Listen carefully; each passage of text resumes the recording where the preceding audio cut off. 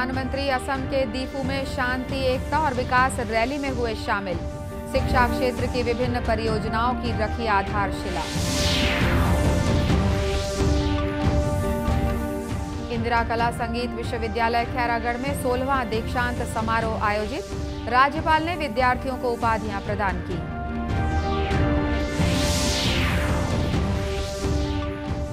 प्रधानमंत्री स्वनिधि योजना को 2024 तक बढ़ाया गया। प्रदेश में योजना का लाभ लेने वाले स्ट्रीट वेंडर्स ने इस निर्णय का किया स्वागत।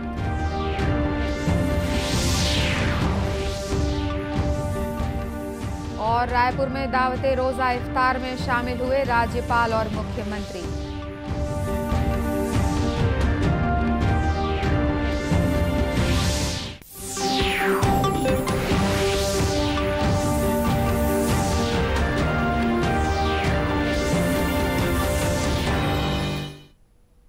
नमस्कार, आप देख रहे हैं दूरदर्शन समाचार। मैं हूं अनुराधा दुबे। अब समाचार विस्तार से। प्रधानमंत्री नरेंद्र मोदी ने कहा है कि असम में अब अराजकता का शासन नहीं है तथा असम के मुख्यमंत्री के प्रयास से राज्य में शांति सुनिश्चित हुई है। श्री मोदी आज सुबह कार्बी आंगलोंग जिले के दीफू में शांति, एकता और विकास रैली को संबोधित कर रहे थे।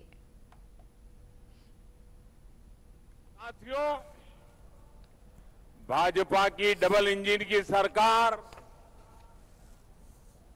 जहां भी हो वहां सबका साथ, सबका विकास, सबका विश्वास और सबका प्रयास, इसी भावना से काम करते हैं। आज ये संकल्प कार्बी आंगलोंग की इस धरती पर फिर एक बार सशक्त हुआ है।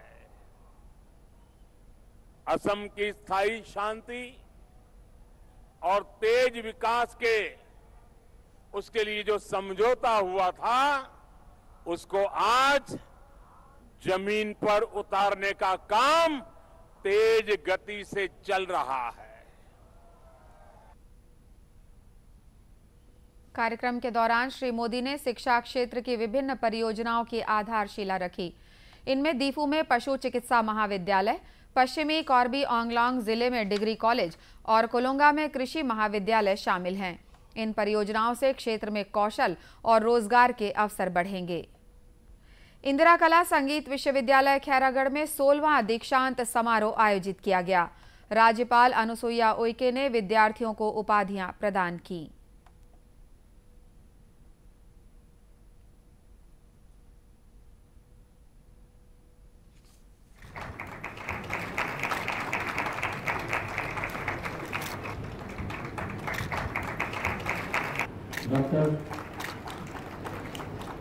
डॉक्टर शैलेश श्रीवास्तव,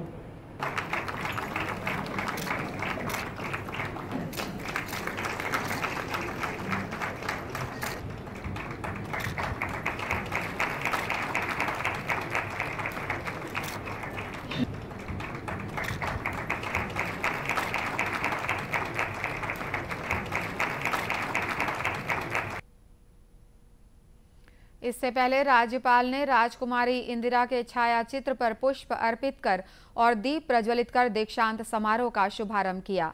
इस मौके पर विश्वविद्यालय के विद्यार्थियों ने कुल गीत की मनमोहक प्रस्तुति दी।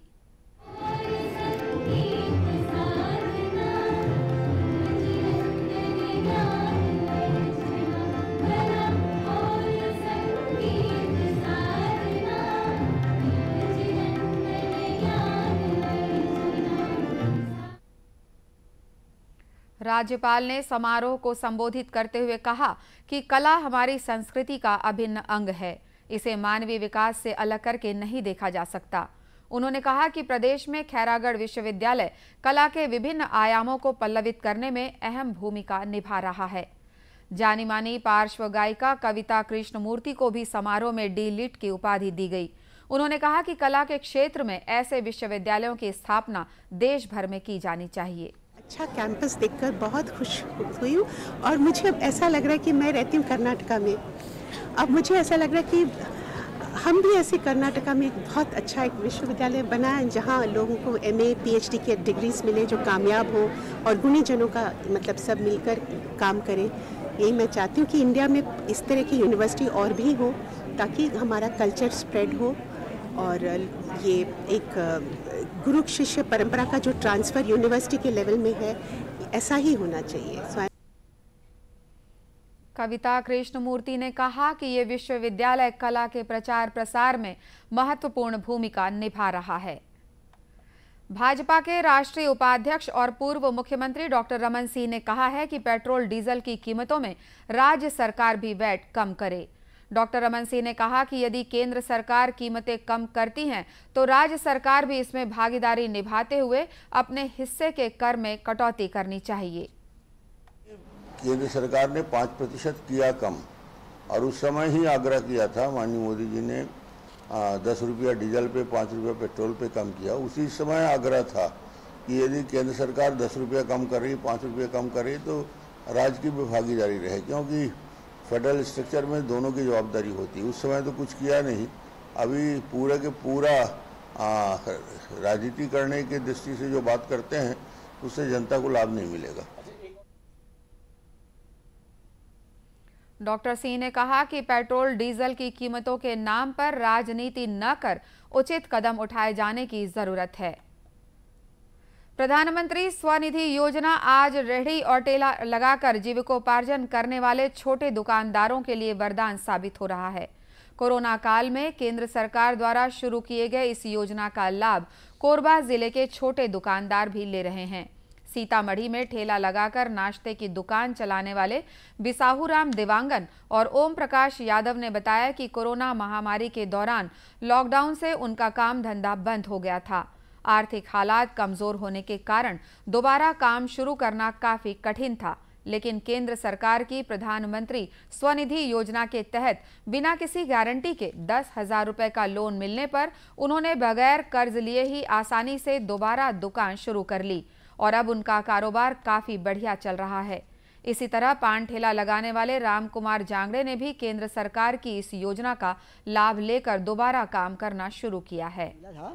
तो हम लोग लॉकडाउन में बंद हो गए, धंधा पानी तो फिर से चालू किए हैं। तो प्रधानमंत्री जो योजना जी के मतलब तहत उनके धन्यवाद देते हैं। कोरोना काल में बहुत ज़्यादा समस्या हो गई थी, इस वजह से PM स्वनिधि योजना का लाभ मिला हमको, उसकी वजह से अपना दोबारा धंधा चालू कर पाए हैं। अपन प्रधानमंत्री के लिए धन्यवाद लोन देने के लिए। कोरोना काल में हम लोगों का धंधा बंद हो चुका था, 10,000 का लोन प्रधानमंत्री की सहायता मिला था और फिर से अपना धंधा चालू किया। सरकार को हम लोग धन्यवाद देते हैं। गौरतलब है कि कोरोना महामारी के दौरान लॉकडाउन से प्रभावित छोटे दुकानदार सहित रेहड़ी और ठेले वालों के लिए केंद्र सरकार ने प्रधानमंत्री स्वनिधि योजना की शुरुआत की थी। योजना को अब केंद्र सरकार ने दिसंबर 2024 तक के लिए बढ़ा दिया है, जिसके तहत 10,000 से 50,000 रुपए तक बिना किसी गारंटी के इन दुकानदारों को लोन के रूप में दिया जा रहा है। राज्यपाल अनुसुईया उइके और मुख्यमंत्री भूपेश बघेल राजधानी रायपुर के नेताजी सुभाष स्टेडियम में आयोजित दावते रोजा इफ्तार में शामिल हुए और प्रदेशवासियों की खुशहाली तथा सुख समृद्धि के लिए दुआ मांगी। राज्यपाल ने दावते रोजा इफ्तार में सभी समुदाय के धर्म गुरुओं को एक साथ आमंत्रित करने पर प्रसन्नता जाहिर करते हुए इसके लिए मुख्यमंत्री को धन्यवाद दिया। उन्होंने कहा कि रमजान का महीना बुराई का त्याग करने के लिए प्रेरित करता है और अपनी धार्मिक मान्यता के अनुरूप व्यक्ति को सदाचरण की ओर ले जाता है। उन्होंने दावते रोजा इफ्तार में सभी धर्म गुरुओं के शामिल होने पर उसे गंगा जमुनी तहजीब का अनुपम उदाहरण बताया। उन्होंने कहा कि देश और प्रदेश के विकास के लिए ये एकजुटता और आपसी भाईचारा महत्वपूर्ण है। मुख्यमंत्री ने कार्यक्रम को संबोधित करते हुए कहा कि रमजान का महीना इबादत का महीना है। इस महीने में लोग रोजा रखकर ईश्वर की आराधना करते हैं। उन्होंने कहा कि रोजा खुदा की इबादत का एक ऐसा जरिया है जो रोजेदार को उस दुनिया के साथ साथ इस दुनिया के लिए भी लायक बनाता है। इस पवित्र महीने में सभी के मन के भाव एक हो जाते हैं, सभी का लक्ष्य एक हो जाता है, सभी एक जैसा तप करते हैं और एक जैसी अनुभूतियों से गुजरते हैं। भावों और अनुभूतियों का एक हो जाना ही आध्यात्म की चरम ऊंचाई है। राष्ट्रव्यापी कोविड टीकाकरण अभियान के अंतर्गत अब तक 188 करोड़ 40 लाख से अधिक टीके लगाए जा चुके हैं।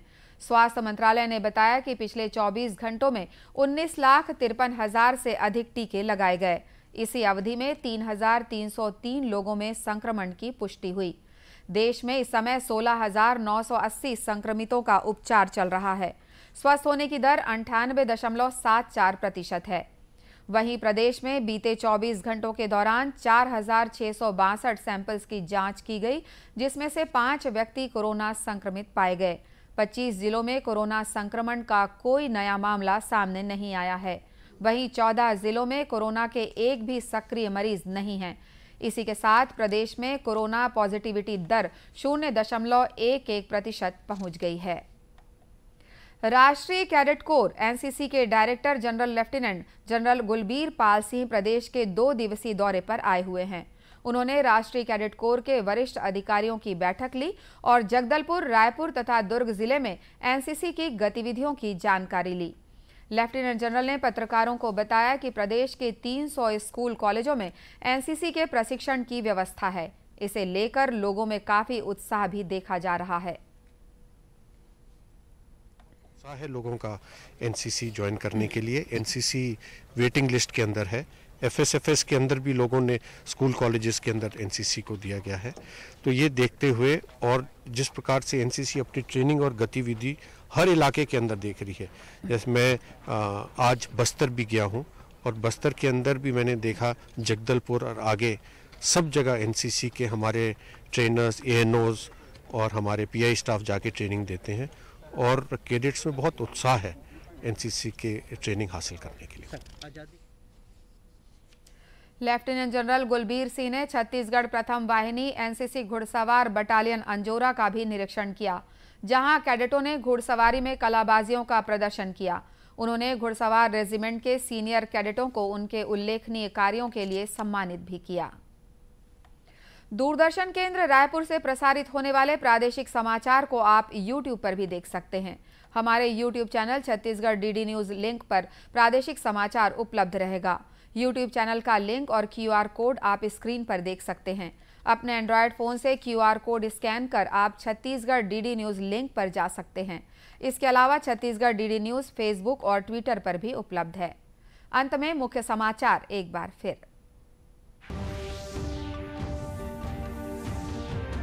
प्रधानमंत्री असम के दीफू में शांति, एकता और विकास रैली में हुए शामिल।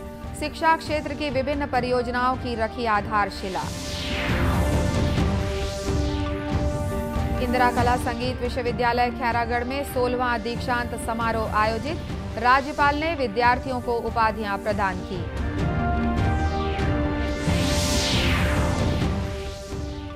प्रधानमंत्री स्वनिधि योजना को 2024 तक बढ़ाया गया। प्रदेश में योजना का लाभ लेने वाले स्ट्रीट वेंडर्स ने इस निर्णय का किया स्वागत।